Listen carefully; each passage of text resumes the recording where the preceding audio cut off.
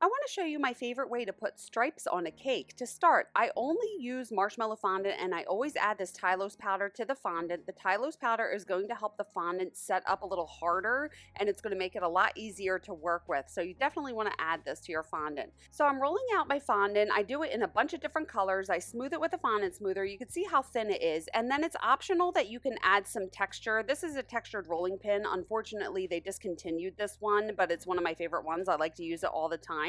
But you can use any kind of rolling pin if you want to add texture to your fondant. And then I have this ribbon cutter and I just cut a bunch of stripes out, and I do a bunch of different sizes. You could do it all the same size if you want, or you can do many different sizes. Then I take my fingers and smooth the edges, and then I transfer it to a cake box lid and just use rulers to straighten them all out.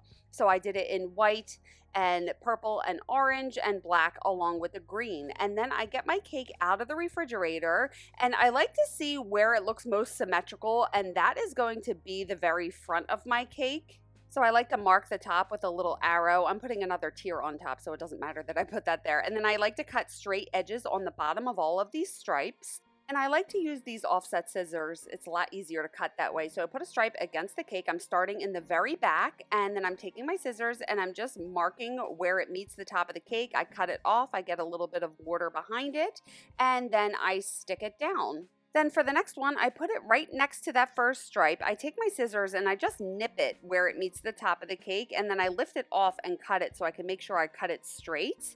And I put it back down to make sure that it is level, and then I get some water behind it and stick it down. And I do the same thing, put the next one up, nip it where it meets the top of the cake, then cut it and put it down, making sure it's the right height, get a little bit of water or piping gel behind it and stick it down. And I just do this around the entire cake with all of the colors, just repeating the pattern. And then I like to use my spatula sometimes to just make sure that it is perfectly vertical. And when you get to the back, inevitably it doesn't match up. So that's why it's the back of the cake, and I just cut that smaller piece to size. And I just want to use my fondant smoother and press those against the cake, making sure that they are perfectly vertical and adhered. But look how pretty this is. I love this stripe effect on my cakes, and I do it all the time. So I recently did it on this adorable Halloween cake, and I've done it on these other cakes as well. But it's a really easy way to get a clean look with a pop of color on your cakes.